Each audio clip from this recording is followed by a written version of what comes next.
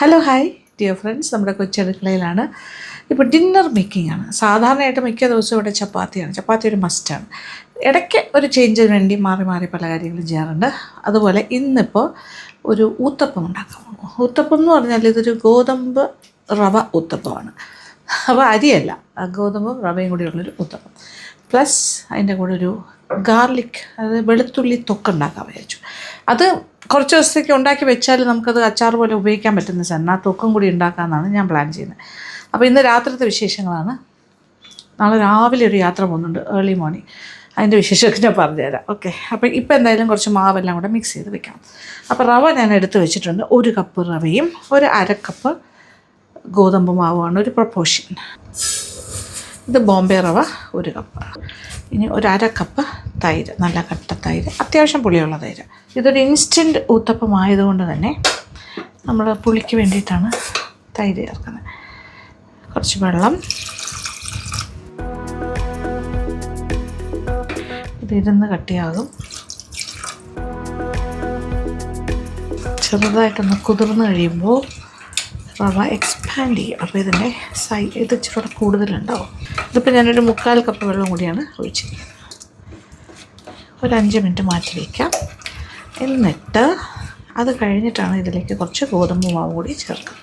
5 minute സമയം കഴിഞ്ഞു. അപ്പോൾ ഇച്ചിരി കൂടെ തിക്കായി. ഇനി ഇതിനകത്തേക്ക് 1/2 കപ്പ് ഗോതമ്പ് മാവ്, അതും കൂടി നന്നായിട്ട് ഇതിലേക്ക് യോജിപ്പിക്കാം. കട്ടയില്ലാണ്ട് നമുക്കൊന്ന് മിക്സ് ചെയ്തെടുക്കാം. ഇനി കുറച്ചുകൂടി വെള്ളം ഒഴിച്ചു കൊടുക്കാം. അതായത് ഊത്തപ്പം എന്ന് പറയുമ്പോൾ ഒരുപാട് ലൂസായിട്ടല്ലല്ലോ മാവിരിക്കേണ്ടത്, കുറച്ച് തിക്കായിരിക്കണം. അതനുസരിച്ചിട്ട് വെള്ളം ഒഴിച്ചാൽ മതി.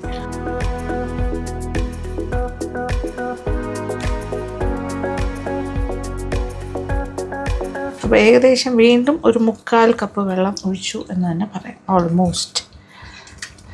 ഇതുവരെ ഉപ്പ് ചേർത്തില്ല, ഇച്ചിരി ഉപ്പും കൂടി ചേർക്കാം.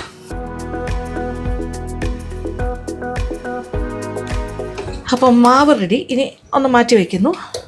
അപ്പോൾ മാവ് റെഡിയായി എന്ന് തന്നെ പറയും. ഇപ്പോഴത്തെ ഒരു കറക്റ്റ് കൺസിസ്റ്റൻസിയിലാണ് എടുത്തിരിക്കുന്നത്.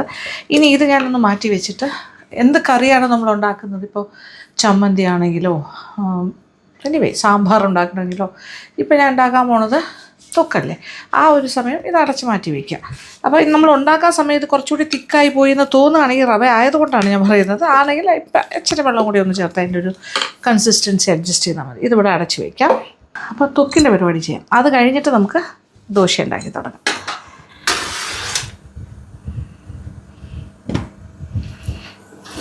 അടുപ്പ് എത്തിച്ചു. ഇനി പാത്രം ഒന്ന് ചൂടാകാൻ ഇച്ചിരി സമയം എടുക്കും. അത് കഴിഞ്ഞിട്ട് തുടങ്ങാം. ഇനി കുറച്ച് എണ്ണ ഒഴിച്ചു കൊടുക്കാം. ഐഡിയലി പറയുകയാണെങ്കിൽ നല്ലെണ്ണയിൽ ചെയ്യുന്നതാണ് ഏറ്റവും നല്ലത്. ഇപ്പോൾ ഒരു 1/4 കപ്പ് എണ്ണയുണ്ട്. ഇത് വെളിച്ചെണ്ണയാകാം, അല്ലെങ്കിൽ നല്ലെണ്ണ. ഒരു ടീസ്പൂൺ കടുക്, ഒരു 1/4 ടീസ്പൂൺ ഉലുവ. ഇതിലേക്ക് കുറച്ച് വറ്റൽമുളകും 4 വറ്റൽമുളക് ചേർക്കാം. കൊച്ചുള്ളിയാണ്, ഏകദേശം ഒരു 10-12 കൊച്ചുള്ളി നീളത്തിലരിഞ്ഞത്. സവാള ഒരു വലുതിൻ്റെ പകുതി എടുത്തു. ഒരു 1/4 കപ്പ് സവാള അരിഞ്ഞത്. ഇതിനകത്തേക്ക് ഒരു 100 ഗ്രാം വെളുത്തുള്ളി, മുറിക്കുന്നില്ല, കട്ട് ചെയ്യാണ്ട് ചേർക്കണം. ഇതോടൊപ്പം തന്നെ ഒരു ടേബിൾ സ്പൂണോളം വെളുത്തുള്ളി പേസ്റ്റ് വെളുത്തുള്ളി അരച്ചതും ചേർക്കാം. കുറച്ച് ഉപ്പും കൂടി ചേർക്കാം. ഇപ്പം തന്നെ നല്ല വെളുത്തുള്ളി മണം വരുന്നുണ്ട്, പക്ഷെ കുഴപ്പമില്ല, ഇനി വരട്ടെ. അപ്പോൾ വെളുത്തുള്ളി പേസ്റ്റ് മൂക്കും കൂട്ടത്തിൽ കിടന്ന് വെളുത്തുള്ളി ഉണ്ട്, കൊച്ചുള്ളി, സവാള എല്ലാം കൂടി. സവാള കുറച്ചേ ഉള്ളൂ. ഇതിപ്പോൾ ഒരു നാരങ്ങയുടെ അത്രയും വലിപ്പമില്ല, ഒരു ചെറിയ നാരങ്ങ വലിപ്പത്തിൽ പുളിയെടുത്ത് വെള്ളത്തിൽ കുതിരാൻ വെച്ചു. ഏകദേശം ഒരു 1/4 കപ്പ് വെള്ളത്തിലാണ് ഇട്ട് വെച്ചത്. കണ്ടോളൂ, 1/4 കപ്പ് വെള്ളത്തിലാണ് അത് കുതിർന്ന് സെറ്റായിരിക്കുന്നു. ഒരു കുഞ്ഞു നാരങ്ങയുടെ വലിപ്പത്തിലുള്ള പുളി. എല്ലാം കൂടി ഒന്ന് നോക്കട്ടെ. വെളുത്തുള്ളിയുടെയൊക്കെ നിറം ഒന്ന് ചെറുതായി മാറണം. കൊച്ചുള്ളി, സവാളയെല്ലാം സെറ്റായിക്കോളും. കളറെല്ലാം മാറി. സവാളയുടെ കൊച്ചുള്ളിയൊക്കെ നിറം ഗോൾഡൻ ബ്രൗൺ പോലെയായി. വെളുത്തുള്ളി ഉണ്ടോ ബ്രൗണായി തുടങ്ങി. ഇനി ഇതിലേക്ക് തീ ഒന്ന് കുറച്ചിട്ട് കുറച്ച് മുളക് പൊടി, മഞ്ഞൾപ്പൊടി മുതലായ കാര്യങ്ങൾ ചേർക്കാം. ഒരു 1/4 ടീസ്പൂൺ മഞ്ഞൾപ്പൊടിയും. തീ കുറയ്ക്കാം. ഇനി കുറച്ച് പിരിയൻ മുളകിൻ്റെ പൊടി. ഇതിലേക്ക് മുളക് പൊടി ചേർക്കാം. 1 ടേബിൾ സ്പൂൺ പിരിയൻ മുളകിൻ്റെ പൊടി. ഈ ചൂടിൽ ഇടുമ്പോൾ തന്നെ പച്ചച്ചുവ മാറിക്കിട്ടും. ഇനി ഇതിലേക്ക് പുളിവെള്ളം ഒഴിച്ചു കൊടുക്കാം.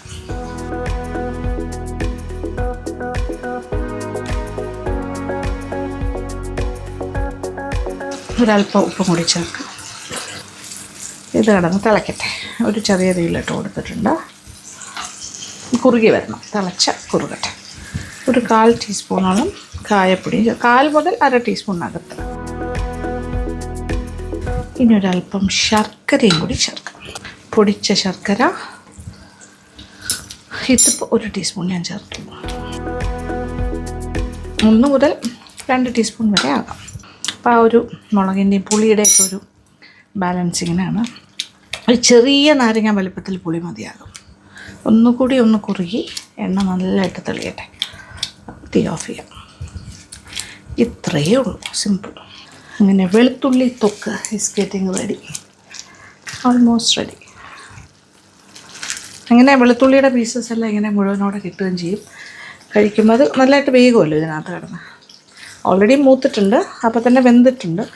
ഇനി ഈ ഒരു ഗ്രേവിയിൽ കിടന്ന് അച്ചാർ പോലെയാണ് ശരിക്കും പറഞ്ഞാൽ ഈ തൊക്കെന്നൊക്കെ പറയുമ്പോൾ. യെസ്. അപ്പോൾ അതിൻ്റെ പുളി കാര്യങ്ങൾ മധുരമൊക്കെ നിങ്ങളുടെ ഇഷ്ടത്തിന് ചേർക്കാം. എരിവും അതുപോലെ. ഒരു 1 ടേബിൾ സ്പൂൺ മുളക് പൊടി കറക്റ്റായിരിക്കും. നല്ല മണം. കറിവേപ്പിലയും കൂടി ഉണ്ടെങ്കിൽ ഇത് ഇപ്പോൾ എനിക്കൊരു ഷോർട്ടേജ്. മോളീസ് കട വരെ പോകാൻ കയറി പോകണം. രാത്രി ആയതുകൊണ്ട് ഞാൻ വേണ്ടാന്ന് നിൽക്കുന്നു. ഓക്കെ, നിങ്ങൾ ചെയ്യുമ്പോൾ കറിവേപ്പിലയും ചേർക്കുക. കാണുന്നുണ്ടല്ലോ എൻ്റെ സുസ്ഥി ഐഡിയ. ഇനി തീ ഓഫ് ചെയ്യട്ടെ. ഒരു സൈഡിലേക്ക് മാറ്റി വയ്ക്കാം. തൊക്കിനെ റെഡിയാക്കി ഒരു സൈഡിൽ വെച്ചു. ഇത് നമ്മുടെ മാവ് കലക്കിയത് വലിയ കുഴപ്പമില്ലാണ്ടിരിക്കുന്നു. അപ്പോൾ തുടങ്ങാം നമ്മുടെ ഊത്തപ്പം, വീറ്റ് റവ ഊത്തപ്പം. അപ്പോൾ ആദ്യം കുറച്ച് നെയ്യ് തടവിയിട്ട് കോരി ഒഴിക്കാം. ഞാൻ അടുപ്പ് കത്തിച്ച് കഴിഞ്ഞു.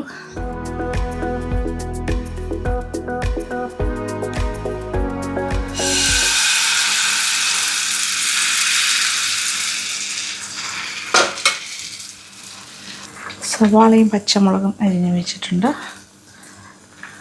ഇതിന് മുകളിലായിട്ട് ഇട്ട് കൊടുക്കാം. ചെറിയ ഹോൾസൊക്കെ വരുന്നുണ്ട്.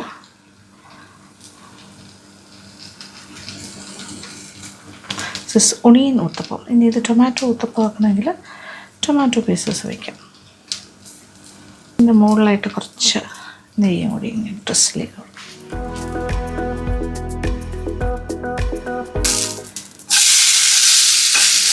സൈഡിലേക്കൊന്ന് തിരിച്ചിട്ട് കൊടുക്കും.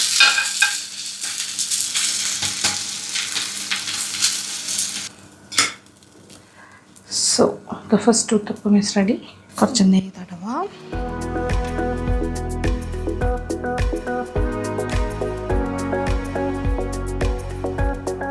പിന്നെ ഹോൾസ് വന്ന് തുടങ്ങും. ഹോൾസ് ഇരിക്കും തോറും ഹോൾസ്, അതായത് നമ്മൾ മാവ് ഒരു അരമണിക്കൂറൊക്കെ വെച്ചിട്ട് തുടങ്ങുകയാണെങ്കിൽ കുറച്ചുകൂടി ഹോൾസ് ഇങ്ങനെ വന്ന് തുടങ്ങും. അപ്പോൾ ഇതിപ്പോൾ നമ്മൾ ഉണ്ടാക്കി തുടങ്ങുന്നതിന് ആ ഒരു ടൈം കൊണ്ട് കുറച്ച് വന്നുകൊണ്ടേയിരിക്കും.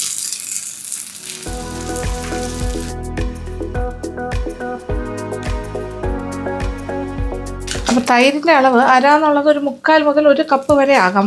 ഇത് അതിൻ്റെ പുളി അനുസരിച്ചിട്ടാണ്. ഒരുപാട് പുളിയില്ലാത്ത തൈരാണെങ്കിൽ 1 കപ്പ് വരെ ചേർക്കാം. ഭയങ്കര പുളിയുള്ള തൈരാണെങ്കിൽ മാത്രം ഒരു 1/2 കപ്പ് അല്ലെങ്കിൽ ഒരു 3/4 കപ്പ് അത്രയാകാം. ഈ പുളി നമ്മുടെ ഈ ഒഴിക്കുന്ന തൈരിൻ്റെ അതിൽ നിന്നും കിട്ടുന്നൊരു ഫെർമെൻറ്റേഷനാണ് ഇതിൽ വരുന്നത്. കുറച്ച് നെയ്യും കൂടി ഡ്രിസിൽ ചെയ്ത് കൊടുക്കാം ടോപ്പിൽ.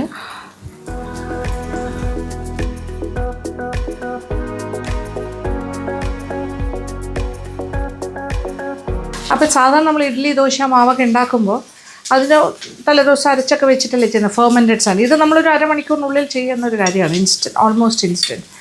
അപ്പോൾ അതിൻ്റെ ഒരു ഫെർമെൻറ്റേഷൻ അല്ലെങ്കിൽ ആ ഒരു ഇത് വരുന്നത് ഈ ഒരു തൈരിലാണ്. അതിൻ്റെ പുളിയും കാര്യങ്ങളും ഒക്കെ ഇതേ നോക്കിക്കോളൂ. രണ്ടാമത്തെ wheat rava uttapam is also ready. Actually ഇത് ചൂടായിട്ടാണ് ഉണ്ടാക്കി കൊടുക്കേണ്ടത്. കഴിക്കാൻ വന്നിരിക്കുമ്പോൾ അതായിരിക്കും കൂടുതൽ നല്ലത്.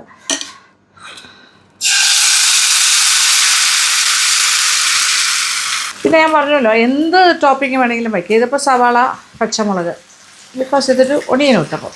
ടൊമാറ്റോ ഊത്തപ്പം ആണെങ്കിൽ ടൊമാറ്റോ പീസസും കൂടി വെച്ചാൽ മിക്സ്ഡ് വെജിറ്റബിൾ ആണെങ്കിൽ കുറേ വെജിറ്റബിൾസ് ചോപ്പ് ചെയ്ത് വെക്കാം. അങ്ങനെ നെയ്യ് ഡ്രസ്സിൽ ചെയ്തു തിരിച്ചിടാം.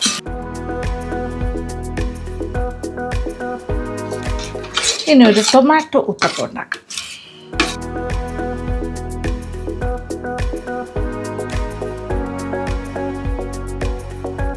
നോക്കിയ കുറച്ച് ടൊമാറ്റോ പീസസും കൂടി ചോപ്പ് ചെയ്തതിനകത്തേക്ക് ഇഡ്ലിയിലേക്ക് കുറച്ച് ടൊമാറ്റോയുടെ കഷ്ണങ്ങളും കൂടി അരിഞ്ഞിട്ടു. മല്ലിയില ഉണ്ടെങ്കിൽ അതും കൂടി ചോപ്പ് ചെയ്തിട്ടാൽ നല്ലതായിരിക്കും.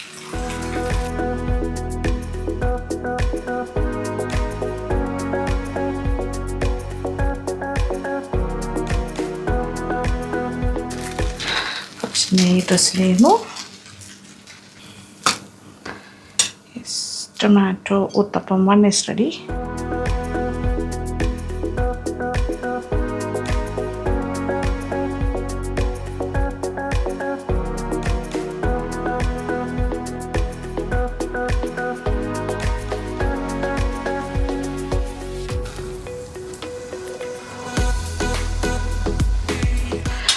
അങ്ങനെ tomato uttapam second 1 is also ready. ഒരു 3 അതും ഉണ്ടാക്കാമെന്ന് ഞാൻ വിചാരിക്കുന്നു. ഈ അളവിൽ നിന്നും ഏകദേശം ഒരു 8 ഊത്തപ്പം ഉണ്ടാക്കാൻ സാധിക്കും. അത് എത്ര എടുത്താൽ നമ്മൾ 1 കപ്പ് റവയും 1/2 കപ്പ് ഗോതമ്പാവും അത്രയല്ലേ ചേർത്തിട്ടുള്ളൂ. 8 കിട്ടും. ഒരാൾ 2 കഴിക്കും, ചിലപ്പോൾ 3 മാക്സിമം കഴിക്കുള്ളൂ. 2 തന്നെ ആകുമ്പോൾ വേറെ നിറയും.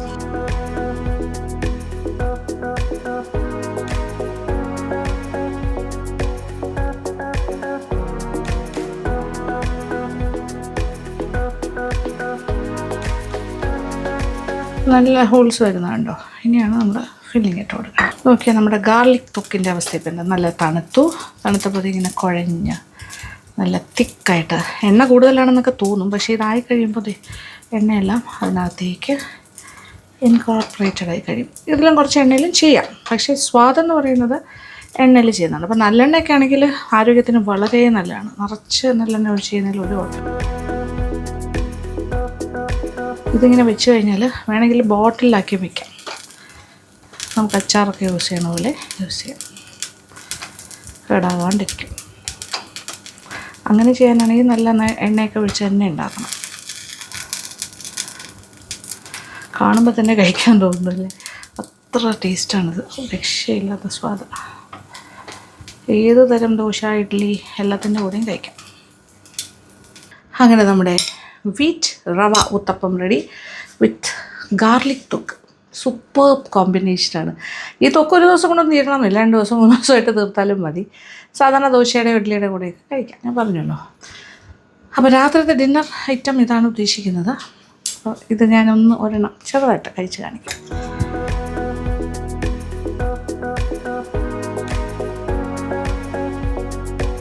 ഇങ്ങനെ എടുത്തിട്ട് വളരെ സോഫ്റ്റാണ് കേട്ടോ, സോഫ്റ്റ്. ഒരു ഗാർലിക്കിൻ്റെ പീസും കൂടി വെച്ചിട്ട് കഴിക്കണം, അതിങ്ങനെ കിട്ടും.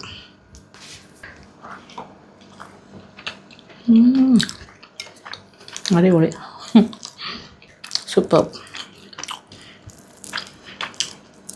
ഒരു രക്ഷയില്ലാത്ത ടേസ്റ്റ്.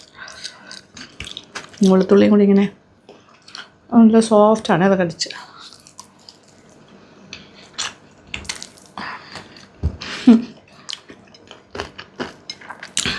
ഇങ്ങനൊരു സൈഡ് ഡിഷ് ഉണ്ടെങ്കിൽ 1 ദോശ കഴിക്കുന്നവൻ 2 ദോശ കഴിക്കുന്നു. അതാണ് സത്യാവസ്ഥ.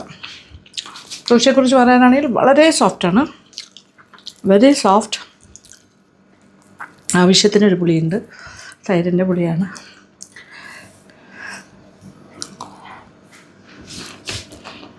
ഗംഭീരം. അപ്പോൾ ഈ രീതിയിൽ നിങ്ങൾ ഉണ്ടാക്കി നോക്കുക. ഗാർലിക് തൊക്ക് മറക്കാതെ ഉണ്ടാക്കണം. പിന്നെ ഈ ഒരു ഊത്തപ്പവും അതും എക്സലൻ്റാണ്. സാധാരണ എപ്പോഴും കഴിക്കുന്ന ദോശ പോലെയല്ല, വ്യത്യാസമാണ്.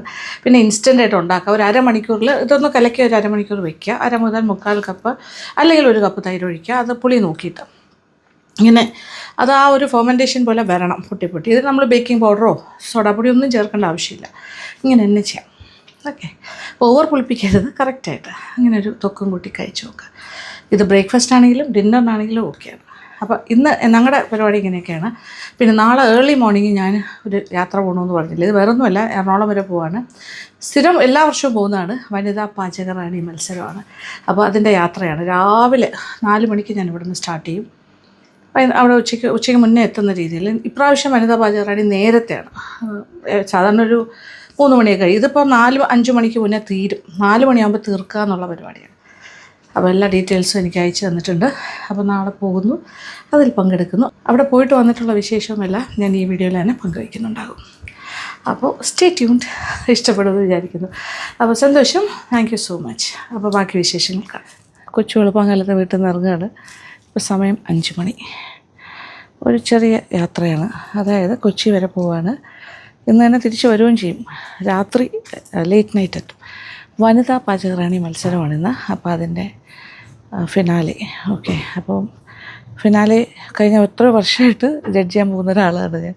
അപ്പോൾ ഞാനും എന്നോടൊപ്പം അവിടെ ഷെഫ് പിള്ളേട്ടാവും, പിന്നെ അതുപോലെ ഷെഫ് റഷീദ്, ഞങ്ങൾ 3 ടീം. ഓക്കെ, അവിടെ 12:30 മുന്നേ ഡ്രസ്സ് ചെയ്ത് കയറണം. അപ്പോൾ ഒരു 11:30 ആകുമ്പോൾ എറണാകുളം എത്തും. അത് കഴിഞ്ഞിട്ട് അവിടെ റൂമുണ്ടാവും. നമ്മൾ വെന്യൂവിൽ തന്നെ റൂം അറേഞ്ച് ചെയ്തിട്ടുണ്ടാവും. ഓക്കെ, അവിടെ പോയിട്ട് ഡ്രസ്സൊക്കെ ചെയ്യുള്ളൂ. കാക്കയുടെയൊക്കെ ശബ്ദം കേൾക്കുന്നത്. ഞാനിപ്പോൾ ജസ്റ്റ് ഒന്ന് കുളിച്ച് ഡ്രസ്സൊക്കെ ഇട്ട് പോകണമെന്നേ ഉള്ളൂ. മേക്കപ്പൊക്കെ ഇനി അവിടെ ചെന്നിട്ട്. ഓക്കെ,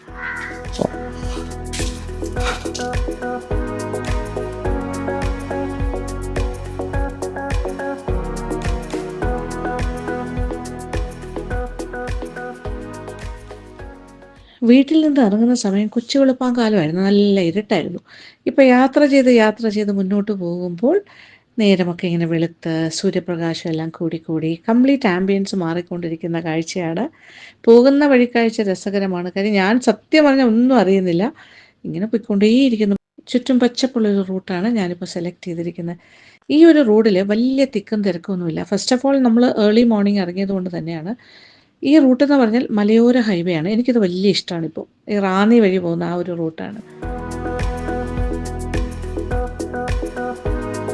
ഇപ്പോൾ ഏകദേശം സമയം 11 മണിയായി. ഞാൻ ഹോട്ടലിൻ്റെ മുന്നിൽ എത്തിക്കഴിഞ്ഞു. അതായത് വനിതയുടെ പാചകറാണി പ്രോഗ്രാം നടക്കുന്നത് ഇവിടെ ഒരു ഹോട്ടലിൻ്റെ അകത്തെ ഹാളിൽ വെച്ചിട്ടാണ്. വനിതയുടെ സബ് എഡിറ്റർ മേളിൻ്റെ അസോസിയേറ്റ് ആയിട്ടുള്ള ശില്പ കാത്തു നിൽക്കുന്നുണ്ടായിരുന്നു. അപ്പോൾ ശില്പയോടൊപ്പം ഞാൻ അകത്തേക്ക് പോവാണ്. അങ്ങനെ വെന്യൂവിൽ എത്തിയിട്ടുണ്ട്. അപ്പോൾ ഇവിടെ എനിക്ക് ഫ്രഷ് ആവാനായിട്ടൊക്കെ റൂമെല്ലാം ബുക്ക് ചെയ്തിട്ടുണ്ടായിരുന്നു. അപ്പോൾ അത് കാരണം ഞാൻ ഫ്രഷായി. എന്നിട്ട് സാരിയൊക്കെ കൊടുത്ത് അത്യാവശ്യം മേക്കപ്പൊക്കെ ചെയ്ത് സാരി കാണണ്ടേ ഏതാണെന്ന്.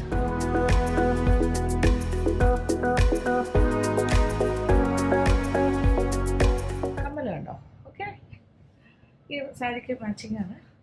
ഇത് ഗോൾഡ് ആൻഡ് സിൽവർ വർക്കാണ് കേട്ടോ. അതുകൊണ്ട് കഴുത്തിൽ ഞാനൊന്നും ഇട്ടിട്ടില്ല. നമ്മുടെ യൂഷ്വൽ നല്ല ക്ലോസ് നെക്കാണ്.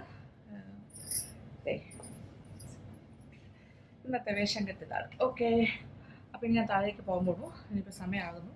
1:30 ജഡ്ജ്മെൻറ്റ് ടൈമാണ്. അതായത് ഇവരിപ്പോൾ കുക്കിംഗ് ടൈമാണ്. Suresh Pillai and as usual chef Rasheed വന്നിട്ടുണ്ട്.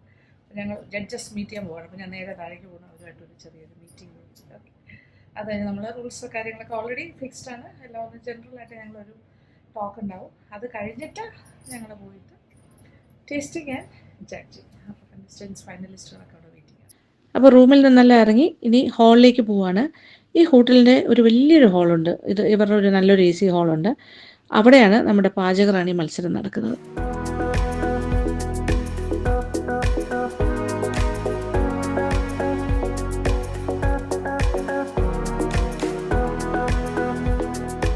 അകത്തേക്ക് കയറുമ്പോൾ തന്നെ പാചകം നല്ല മണമൊക്കെ വരുന്നുണ്ട്.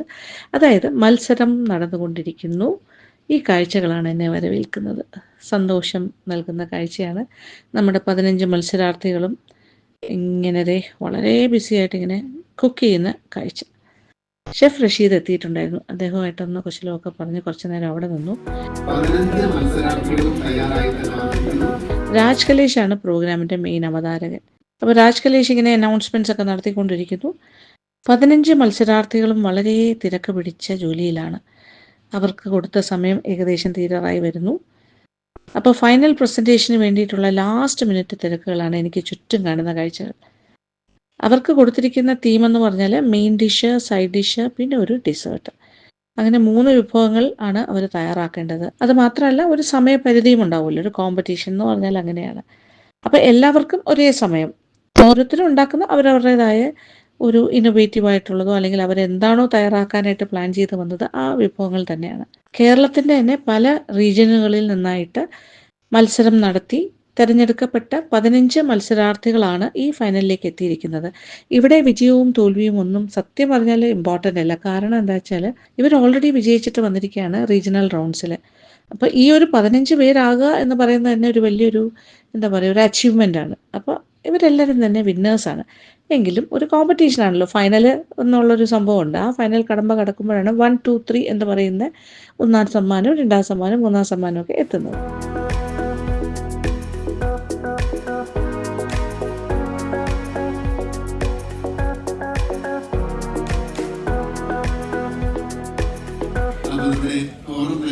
എല്ലാവരും എത്തിച്ചേർന്നു. ജൂറി മെമ്പേഴ്സ് റഷീദ് സാറ്, ഷെഫില്ല, ലക്ഷ്മി മാം എല്ലാവരും എത്തിച്ചേർന്നിരിക്കുകയാണ്. നമുക്കിനി 25 മിനിറ്റ്സ് കൂടിയുണ്ട്. 25 മിനിറ്റ്സ് കഴിഞ്ഞാൽ നമ്മുടെ മത്സരങ്ങൾ കഴിയും. വനിതാ പാചകരാണിക്ക് സ്ഥിരമായിട്ട് കാണുന്ന ആൾക്കാരാണ് ഈ 4 പേരും. നമ്മളിങ്ങനെ നമ്മുടെ റീയൂണിയനും കൂടെ ആഘോഷിക്കുകയാണ് ഇതിന്റെ കൂടെ. അപ്പോൾ വളരെ സന്തോഷമുള്ള ദിവസം. ഇന്ന് മലബാറിൽ നിന്നാണ് ഏറ്റവും കൂടുതൽ ആൾക്കാർ, കോഴിക്കോട്, തലശ്ശേരി, കണ്ണൂർ ഭാഗത്തു നിന്നൊക്കെയാണ് ഏറ്റവും കൂടുതൽ ആൾക്കാർ ഉള്ളത്. കുറച്ചു നേരം മത്സരാർത്ഥികളുടെ ഇടയിലേക്ക് അവരുടെ ലാസ്റ്റ് മിനിറ്റ് വർക്കെല്ലാം കാണാനായിട്ട് ഞാനിങ്ങനെ ഇറങ്ങി നടക്കുകയാണ്. അവരിൽ പലരുടെയും മുഖങ്ങൾ എനിക്ക് നല്ല പരിചിതമാണ്. കാരണം പല കോമ്പറ്റീഷനുകളിലും സ്ഥിരമായി കാണാറുള്ള മുഖങ്ങൾ തന്നെയാണ്. എല്ലാവരെയും എനിക്ക് നല്ല പരിചയമാണ് കേട്ടോ. എല്ലാവരെയും വീണ്ടും കണ്ടപ്പോൾ വളരെ സന്തോഷം തോന്നുന്നു. കുറേ പുതിയ ആൾക്കാരെയും ഞാൻ പരിചയപ്പെടുന്നുണ്ട് ഈ ഒരു അവസരത്തിൽ. അത് മറ്റൊരു സന്തോഷമാണ്. കാര്യം ഓരോ കോമ്പറ്റീഷന് പോകുമ്പോഴും നമ്മൾ പുതിയ പുതിയ കുറേ ആൾക്കാരെ കൂടി പരിചയപ്പെടുകയാണ്. കണ്ടസ്റ്റൻസിൻ്റെ കൂടെ വന്നവരെയും ഒക്കെ പരിചയപ്പെട്ടു. കുറച്ചു നേരം അവരുമായിട്ടൊക്കെ സംസാരിച്ച് ഫോട്ടോസൊക്കെ എടുത്തിങ്ങനെ നടക്കുകയാണ്.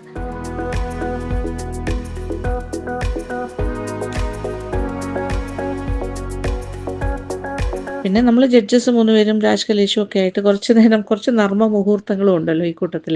ഞങ്ങളും കുറച്ച് കാര്യങ്ങളൊക്കെ ഇങ്ങനെ പറയുന്നു, സംസാരിക്കുന്നു. ഇനിയിപ്പോൾ ഫൈനൽ ടേസ്റ്റിംഗ് റൗണ്ടിൻ്റെ ഒക്കെ സമയമായി വരുന്നു. 4ാമത് എഡിഷൻ ജഡ്ജ്മെന്റ് ആരംഭിക്കുകയാണ്. നമ്മുടെ പ്രിയങ്കരായ ജഡ്ജസിനെ ഞാൻ ജഡ്ജ്മെന്റിന് വേണ്ടിയിട്ട് ക്ഷണിക്കുന്നു. കൃത്യസമയത്ത് തന്നെ ടേസ്റ്റിംഗ് റൗണ്ടും ആരംഭിച്ചു. എല്ലാവരും കറക്റ്റായിട്ട് ആ പറഞ്ഞ ടൈമിൽ തന്നെ അവരുടെ ഫൈനൽ പ്രസൻറ്റേഷൻ റെഡിയാക്കി കഴിഞ്ഞു. അങ്ങനെ ഞങ്ങൾ 3 ജഡ്ജസും ഓരോ കണ്ടസ്റ്റൻസിൻ്റെയും അടുത്തെത്തുന്നു. അവർ തയ്യാറാക്കിയ എല്ലാ വിഭവങ്ങളും രുചിച്ച് നോക്കി, വിശദമായി കാര്യങ്ങളൊക്കെ ചോദിച്ച് മനസ്സിലാക്കി, കാര്യങ്ങളൊക്കെ ഒന്ന് വിലയിരുത്തി.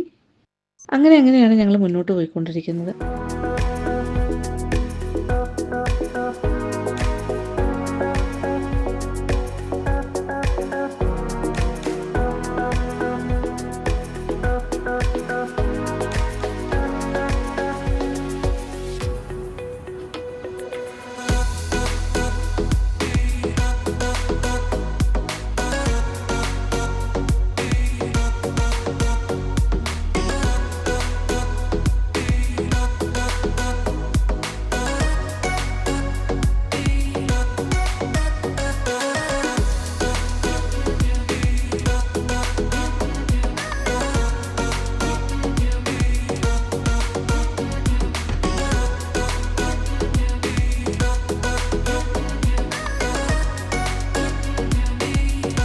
അതിശയകരമായ രീതിയിലാണ് എല്ലാ കണ്ടസ്റ്റൻസും വിഭവങ്ങളൊക്കെ തയ്യാറാക്കിയിരിക്കുന്നത്. അത് കാണുമ്പോൾ തന്നെ നമുക്ക് അത്ഭുതം തോന്നും. സത്യം പറഞ്ഞാൽ അവരുടെ ഡെഡിക്കേഷൻ, ക്രിയേറ്റിവിറ്റി, ഇതിനെക്കുറിച്ചൊക്കെ പറയാതെ വയ്യ കേട്ടോ. പാചകം ഇത്രത്തോളം പാഷനായവർക്ക് മാത്രമേ ഇങ്ങനെ കോമ്പറ്റീഷൻസിൽ പങ്കെടുക്കാനാവുകയുള്ളൂ. കാരണം ഒട്ടും പരിചിതമല്ലാത്ത ചുറ്റുപാടുകളിൽ വളരെ പരിമിതമായ സൗകര്യത്തിൽ സമയബന്ധിതമായി പാചകം ചെയ്ത് തീർക്കുക എന്നുള്ള ശ്രമകരമായ ജോലി ഏറ്റെടുക്കുക അത്ര നിസ്സാര കാര്യമല്ല. ശരിക്കും പറഞ്ഞാൽ ഹാറ്റ്സ് ഓഫ് ടു ദം. ഇതിൽ പങ്കെടുക്കുന്ന എല്ലാവർക്കും എന്താ പറയണ്ടത്, എൻ്റെ മനസ്സിൽ നിന്ന് പറയാണ്, വളരെ ആത്മാർത്ഥമായി പറയാണ്, ഇതിൽ പങ്കെടുത്ത എല്ലാവരും വിന്നേഴ്സാണ്. എല്ലാവരും അഭിനന്ദനം അർഹിക്കുന്നു. കാര്യം ഇത് ചെറിയ കാര്യമല്ല. ഇങ്ങനെ ഇവിടെയൊക്കെ വന്നിങ്ങനെ പാചകം ചെയ്യുക, ഒരു കോമ്പറ്റീഷനിൽ പങ്കെടുക്കുക എന്നൊക്കെ പറയുമ്പോൾ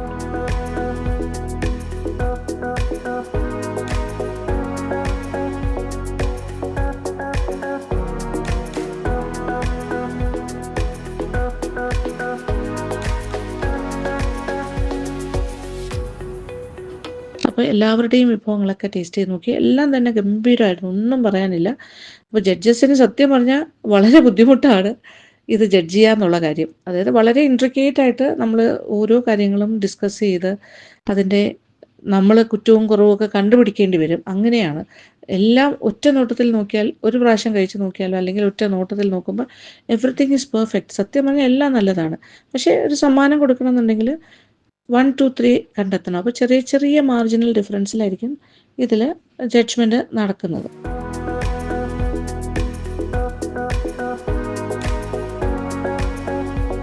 ഞങ്ങളുടെ ടേസ്റ്റിംഗ് റൗണ്ട് കഴിഞ്ഞപ്പോഴേക്കും തന്നെ വനിതാ പാചകത്തിൻ്റെ chief editor Mrs Beena Mathew മാമും എത്തിക്കഴിഞ്ഞു. Judgement time.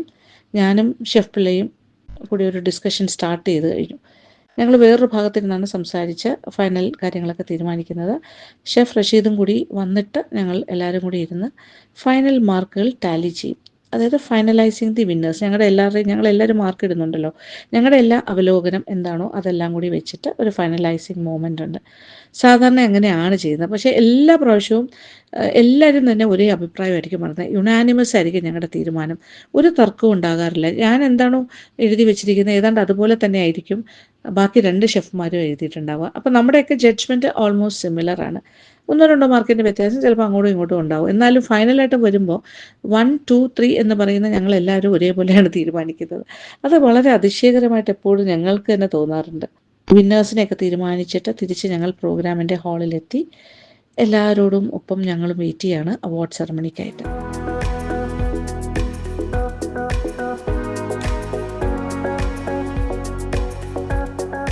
കേരളത്തിൽ തന്നെ ഏറ്റവും വലിയ പാചക മത്സരമാണ് നമ്മുടെ വനിതാ സീസൺ. ചേട്ടൻ പറഞ്ഞ പോലെ 14ാമത് സീസൺ ഇവിടെ വളരെ വിജയകരമായി നടന്നു. പക്ഷെ അതിന്റെ റിസൾട്ട് അനൗൺസ് ചെയ്യാനുള്ള ടൈമായി. എനിക്ക് തോന്നുന്നു എല്ലാവരുടെയും മുഖത്ത് ഒരു എന്താ ടെൻഷൻ ഉണ്ടല്ലേ, ആരായിരിക്കും എന്നൊക്കെ ഉള്ള അല്ലെ ചേട്ടാ. ക്യാമറ കണ്ണുകൾ വരെ നമ്മൾ നോക്കിക്കൊണ്ടിരിക്കുക. നമ്മുടെ പ്രിയങ്കരായ ജഡ്ജസിനെ ഞാൻ വേദിയിലേക്ക് ക്ഷണിക്കുകയാണ്. Doctor Lakshmi Nair, chef Pillai, chef Rasheed, 3 പേരെയും സ്നേഹത്തോടെ വേദിയിലേക്ക് ക്ഷണിക്കുന്നു. എല്ലാവരും ചേർന്ന് ഒരു ഗംഭീര കൈയടി. 15 കണ്ടസ്റ്റൻസ് നല്ലതായിട്ട് അങ്ങോട്ടും ഇങ്ങോട്ടും നല്ല രീതിയിൽ തന്നെയാണ് മത്സരിച്ചിരിക്കുന്നത്. But all are winners. ഈ ഒരു സ്റ്റേജിൽ എത്തുന്നത് തന്നെയാണ് ഏറ്റവും വലിയ അച്ചീവ്മെന്റ്. അതുകൊണ്ട് 1, 2, 3 ഈസ് ജസ്റ്റ് എ നമ്പർ. നല്ല നിരാശപ്പെടേണ്ട ആവശ്യമില്ല. പക്ഷെ നല്ല സമ്മാനമുണ്ട്, അത് വേറെ കാര്യം. നമുക്കറിയാം മലയാളികളുടെ ലൈഫിന്റെ അല്ലെങ്കിൽ മലയാളികളോടൊപ്പം ഒപ്പം നിൽക്കുന്ന ഒരു പ്രസ്ഥാനം, ഒരു ഇൻസ്റ്റിറ്റ്യൂഷൻ എന്ന് വേണമെങ്കിൽ പറയാവുന്ന വനിത. ആ വനിതയുടെ ഭാഗമായി ഇങ്ങനെ ഒരു വലിയൊരു പാചക മത്സരം നമ്മളുടെയൊക്കെ മേഖലയായിട്ട് ബന്ധപ്പെട്ട ഒരു ഭാഗമാവാൻ പറ്റുക എന്നുള്ളത് ഏറ്റവും വലിയ സന്തോഷമാണ്. വനിതാ പാചകം ഇത് 14ാമത്തെ തവണയാണ് ഞാനും മാഡം ലക്ഷ്മി നായരും ഇവിടെ ജഡ്ജിങ്ങിന് വന്നത്. ഷെഫ് പിള്ളയും ഇപ്പം ഞങ്ങളുടെ ഈ ജഡ്ജിങ് ഫാമിലിയിലെ ഒരു മെമ്പറായി വന്നിട്ടുണ്ട്. വനിതാ പാചകറാണി 2025 സെക്കൻഡ് റണ്ണർ, 3ാം സ്ഥാനക്കാരി ആരാണെന്നാണ് നോക്കാൻ പോകുന്നത്. കണ്ടസ്റ്റന്റ് നമ്പർ 12 രൂപ മേനൻ, കാലിക്കറ്റ്. രൂപ മേനനാണ് 3ാം സ്ഥാന വിജയിയായിട്ട് ഈ വേദിയിലേക്ക് വരാൻ പോകുന്നത്.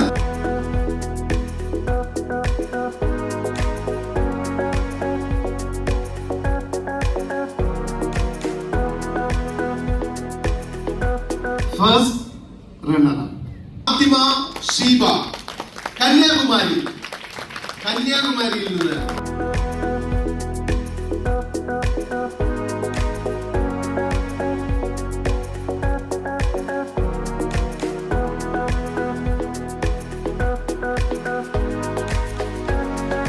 പാചകറാണി title winner. Contestant number 1 Sameena Abdul Nisar from Thalassery. അങ്ങനെ മത്സരത്തിൻ്റെ വിജയികളെല്ലാം പ്രഖ്യാപിച്ചു. സമീറ അബ്ദുൾ നിസാറാണ് തലശ്ശേരിക്കാരി, 1ാം സമ്മാനം. 2ാം സമ്മാനം ഫാത്തിമ ഷീബ, കന്യാകുമാരി. 3ാം സമ്മാനം രൂപ മേനൻ, കാലിക്കറ്റ്. അപ്പോൾ വനിതാ പാചകറാണിയായിട്ട് സമീറയാണ് തിരഞ്ഞെടുക്കപ്പെട്ടത്. അപ്പോൾ 1, 2, 3 സ്ഥാനങ്ങൾ എത്തിക്കഴിഞ്ഞു. അപ്പോൾ 14th എഡിഷൻ ഓഫ് വനിതാ പാചകറാണിയുടെ ഏതാണ്ട് പരിസമാപ്തിയിലെത്തി കാര്യങ്ങൾ.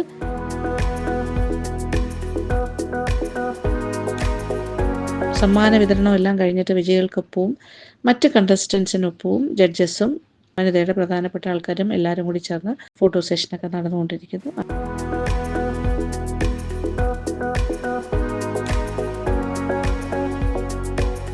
ഇത് കഴിഞ്ഞിട്ട് എല്ലാ പാർട്ടിസിപ്പൻസിനും പങ്കെടുത്ത എല്ലാവർക്കും സർട്ടിഫിക്കറ്റ്സ് ഓഫ് പാർട്ടിസിപ്പേഷൻ സർട്ടിഫിക്കറ്റ്സ്, പിന്നെ എന്താ പറയുക, ഗിഫ്റ്റായിട്ട് കുറച്ച് സമ്മാനങ്ങളും കൊടുക്കുന്നു.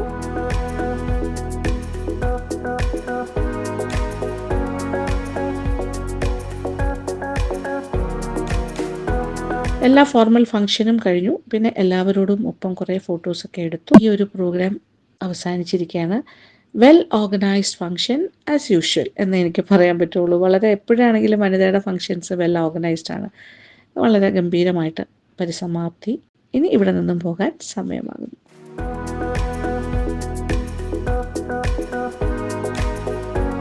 അങ്ങനെ നമ്മുടെ വനിതാ പാചകറാണി മത്സരവും ഇവൻ്റൊക്കെ കഴിഞ്ഞ് സമ്മാനദാനവും കഴിഞ്ഞ് എല്ലാം കഴിഞ്ഞു. എല്ലാവരോടും യാത്ര പറഞ്ഞ് തിരിച്ച് വീട്ടിലേക്ക് പോകും. ഓക്കെ, ഇന്ന് തന്നെ ട്രിവാൻഡ്രം എത്തും. ഇപ്രാവശ്യം നമ്മൾ ഈ ഇവൻ്റ് നേരത്തെ സ്റ്റാർട്ട് ചെയ്തു, നേരത്തെ തീർന്നു. അതുകൊണ്ട് കുറച്ച് സൗകര്യമായി. അപ്പോൾ വീഡിയോ ഇഷ്ടപ്പെട്ടു വിചാരിക്കട്ടെ. അപ്പോൾ thank you so much. Thank you for watching and keep on watching Lakshmi Nair vlogs. Love you.